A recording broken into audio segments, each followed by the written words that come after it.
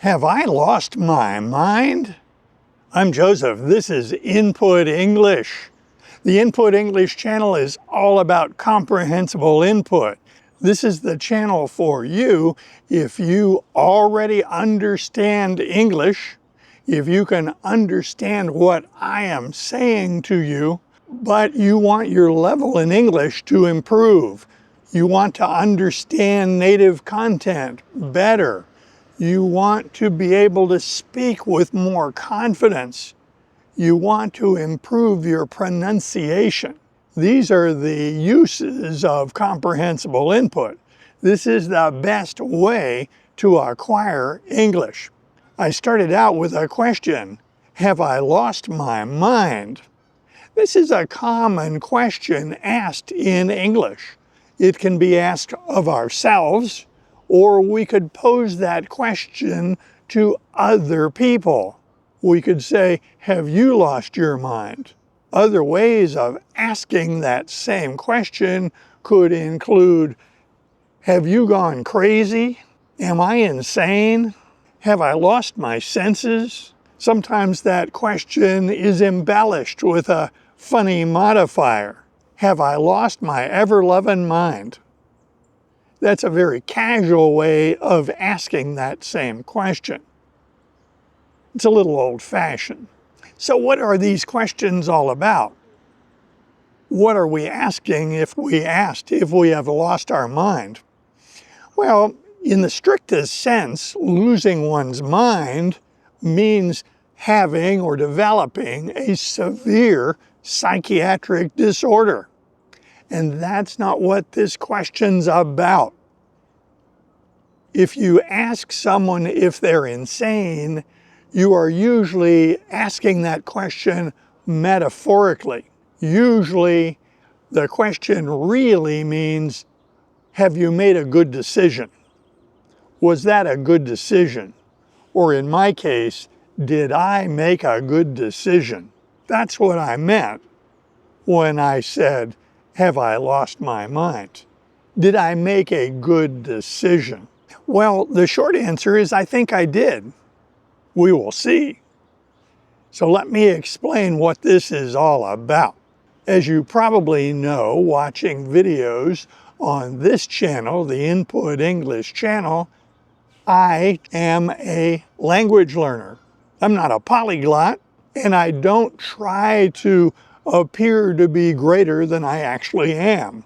In recent weeks, I made a video about polyglots, what it takes to become a polyglot.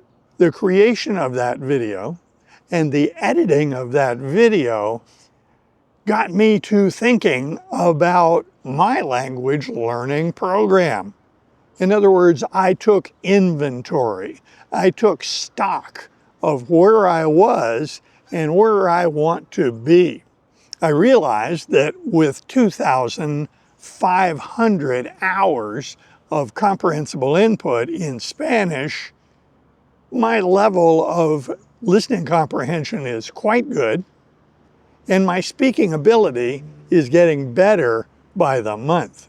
The question is, when should I start working on another language? The other language for me to acquire is German. Now, I am not a beginner in German. You could call me a false beginner. I studied German for 2 years in high school, but that was traditional learning, didactic learning, a lot of grammar and vocabulary, so not a lot of that stuck. That is, not a lot of that resulted in performance in the language. I learned that when I arrived in Austria. But while I was living in Austria, I received a great deal of input from people at the university and in the community. So when I came back to the United States, I was reading the newspaper and watching features on television. I was using the language. I was very comfortable talking to people around town. I had no trouble in stores or at the university. However, When I got back to the United States, that process stopped because content for comprehensible input did not exist at that time. The internet, as we know it today, did not exist at that time. So my skills in German became very rusty.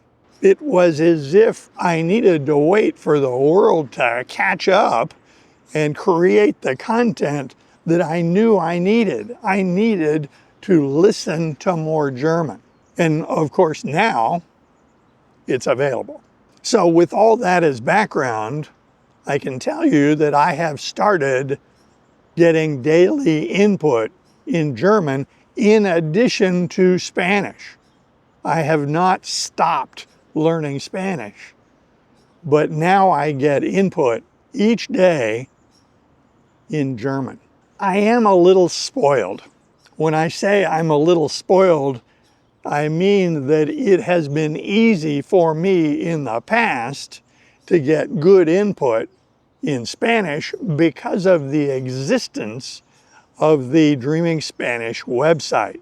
That site has 7,000 videos, so I have no trouble finding good input in Spanish at any level and on any topic that I might find interesting. There is no Dreaming German site that is the same. There is no website that has nearly the resources I have gotten used to in Spanish. So when I started getting input, one of my problems was that I needed to find that input. So I went online, I went to YouTube, and I searched for input. I found a lot of resources, but a majority of them appeared to represent traditional learning methods. Content creators frequently make very old-fashioned videos. They teach grammar and vocabulary, but they're not creating stories and understandable discussions. In other words, in my opinion, high-quality comprehensible input in German is a little harder to find compared to Spanish. That said, my search generated a lot of resources. I found some creators who do understand how to create good comprehensible input. The content that they make is understandable. It is interesting, and it's presented in a very compelling way, so I don't have trouble paying attention. During this week, I have been watching videos in German. I have been getting 2 hours per day. The experience has been very interesting for a couple of reasons. One is my history with the German language was heavily weighted with didactic learning methods, grammar, vocabulary, and when I was trying to learn German, I didn't understand comprehensible input. So I have some habits in German that have me thinking in terms of that old-fashioned learning method. I've had to break those habits and adopt true comprehensible input learning methods. Luckily, I know a little bit about that, and it has not been difficult. What I have learned is when I watch a video in German, I need to relax. I need to not stop the video and start looking up words. I need to listen, understand, and embrace the ambiguity. Embrace the fact that a lot of the words are going to be new to me. Another challenge for me is that my level in Spanish is high enough that I find it very easy to understand most content. Watching videos in German is not nearly as relaxed yet, but it's getting there.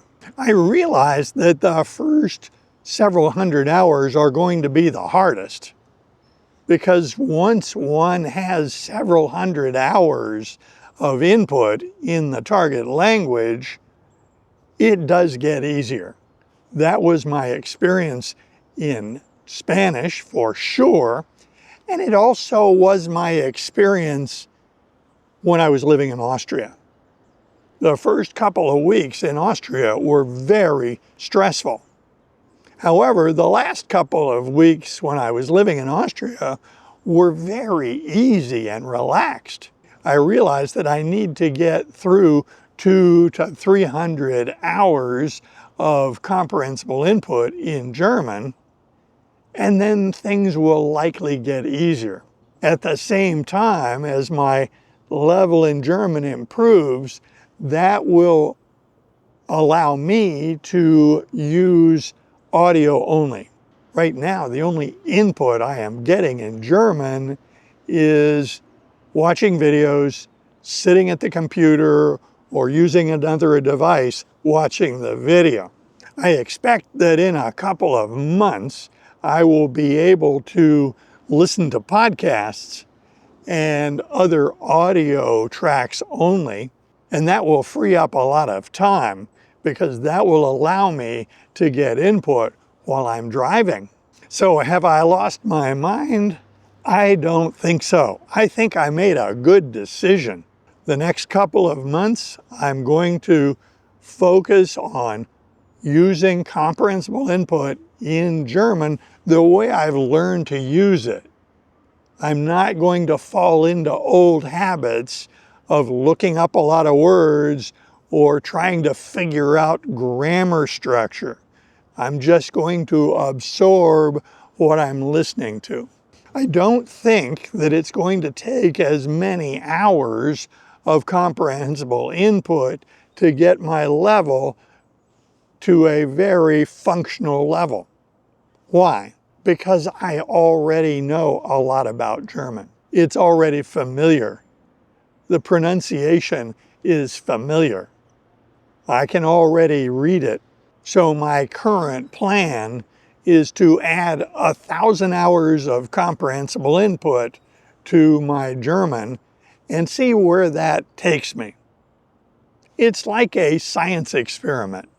I am the test subject. I'm the guinea pig.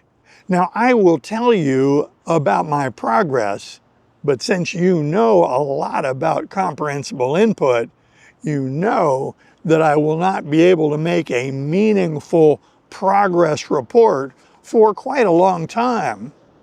I will not issue a report tomorrow about how much progress I've made, because basically between today and tomorrow, I will make no progress, save for the number of hours that I log.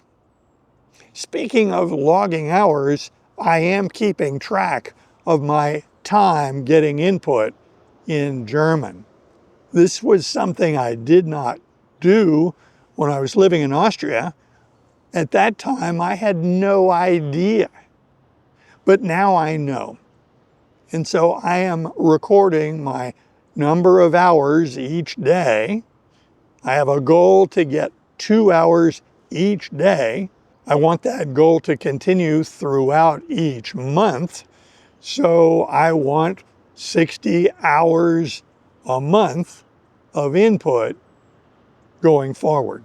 The reason I've chosen 2 hours of input each day is I want results that I can notice. Based on my experience, getting input at 30 minutes a day doesn't make for rapid progress. But 2 hours a day, the progress is fairly noticeable. I want noticeable progress. I don't want to wonder if I'm wasting my time. Toward the end of the year, I will issue a report to you on how it is going. I will tell you the number of hours I have received and what that has translated into in terms of my comfort with the German language. Many times on this channel, I have pointed out that I don't think that this channel is about me. It's about comprehensible input. The reason I've told you this story about my decision to resume acquiring German is that it may be fairly similar to experiences that you have. A majority of the people watching these videos studied English in school, but most of you studied English with traditional methods, the way I studied German. I have had a long gap between the last time I tried to learn German and the present. Many years have elapsed. As you listen to this story, you may see parallels with your own experience with comprehensible input. Later in the year, you will hear more about this. I invite comments below, and if you like videos like this, be sure to click on this one next. See you soon.